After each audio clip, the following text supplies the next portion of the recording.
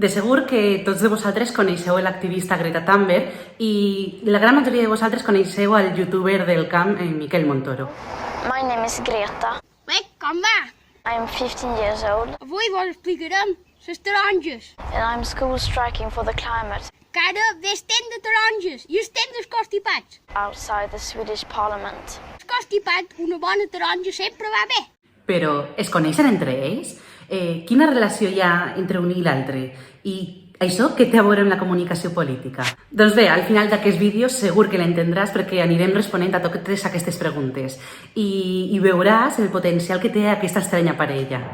Soc Teresa Ciges, benvinguts al meu canal de YouTube sobre comunicació política. Amb tan sols 15 anys, la figura de Greta Thunberg va donar la volta al món amb un missatge clar: hem de salvar el planeta.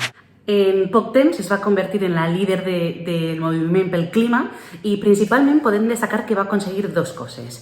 Una és col·locar en l'agenda pública els temes mediambientals, no? que marcar agenda, que al final els mitjans parlaren d'això, i la segona és mobilitzar al jovent, a la gent jove. Va ser capaç d'estimular-los, empatitzar amb ells i convèncer-los de la necessitat de lluitar i salvaguardar el planeta. S'ha de dir que no és la primera persona que s'involucra en això, no? I tenim casos de persones rellevants com Al Gore, Naomi Klein o Leonardo DiCaprio que s'han involucrat en el moviment pel clima però no han tingut ni el ressò ni el poder de mobilització que ha tingut Greta. On està el seu secret? Quina és l'estratègia comunicativa que ha aconseguit captar l'atenció de tanta gent, anar a l'ONU i pronunciar un discurs davant de moltíssims caps d'estat o fins i tot participar en la cimera del clima? On rau el seu èxit? Per respondre a aquestes preguntes tenim la col·laboració especial de Sílvia Díaz, una de les persones que més ha estudiat aquest fenomen. L'èxit mobilitzador de la Greta Thunberg a nivell comunicatiu es pot explicar en base a tres eixos estratègics diferenciats.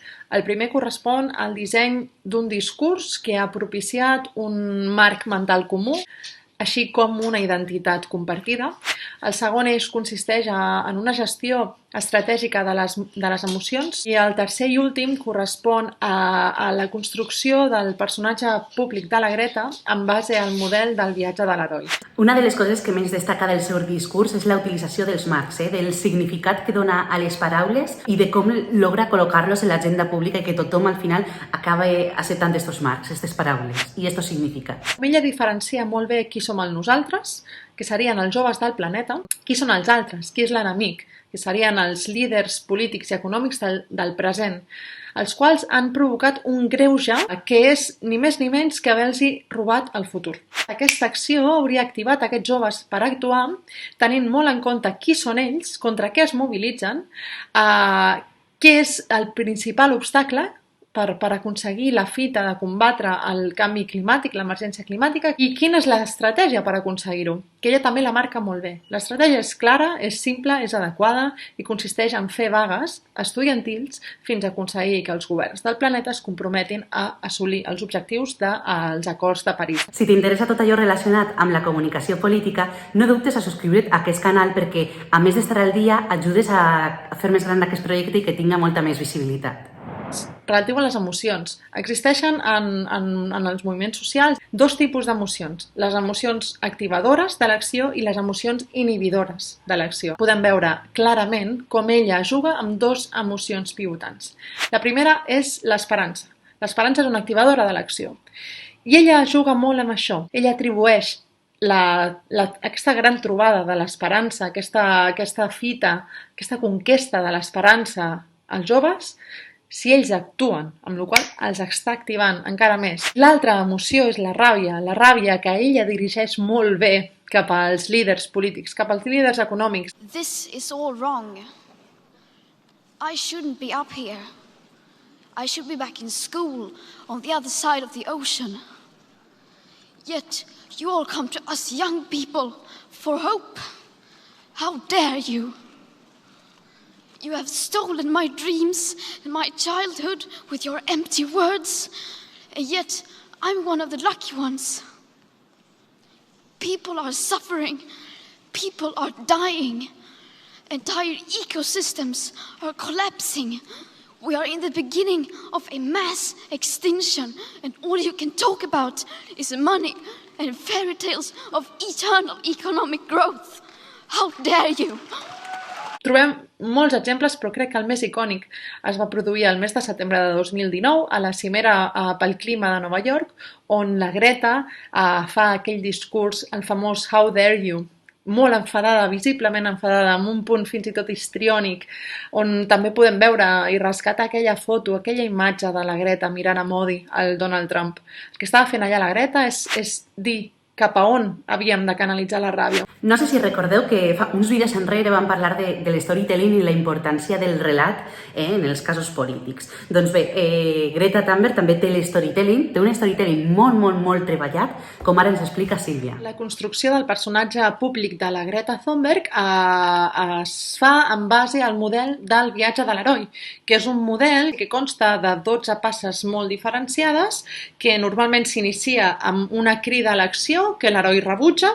En el cas de la Greta seria quan ella amb 8 anys va tenir coneixement de que existia el canvi climàtic i que posteriorment la va deprimir tant que va arribar a estar 2 anys sense parlar, que no menjava, fins que adquireix un coneixement o un superpoder, que en el cas de la Greta és el síndrome d'Asperger, que ella cataloga clarament com el seu superpoder i de fet arriba a popularitzar el hashtag #AspiPower, i que gràcies a aquest superpoder ella és capaç de veure i de discernir les coses d'una forma molt més clara. La Greta inicia aquest viatge i en el moment en el que ella du a terme la primera vaga estudiantil a l'agost del 2018, ella creua aquest umbral i inicia aquesta travessa on s'enfronta amb enemics com el Donald Trump, on té viatges molt emocionants com les travesses amb catamarà a través de l'Atlàntic i on acaba culminant amb la seva missió, que és trobar l'esperança gràcies a una gran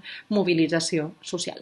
Davant d'aquesta forma de comunicar, que cada vegada s'ha anat professionalitzant més, com hem vist amb l'storytelling, que tenia un storytelling perfecte, hi ha altres formes de comunicar més properes, més cercles i que fins i tot desperten més simpaties entre la gent. Mireu, desconec si Greta i Miquel es coneixen personalment o no, però sí que és cert que s'haurien de conèixer i podrien establir algun lligam i treballar conjuntament en alguna direcció. Miquel no parla del CO2 ni de les grans amenaces, però parla del món rural, de la importància i la defensa del món rural i de la importància de consumir els productes de proximitat locals. I ara ve la gran pregunta. Creieu que Miquel Montoro podria ser el gran aliat de Greta ací al nostre territori? Deixeu els comentaris i així podem obrir un debat al voltant. Ara tractem de tancar el cercle de les preguntes inicials i tots sabem que Greta Thunberg fa comunicació política, però com la fa Miquel Montoro?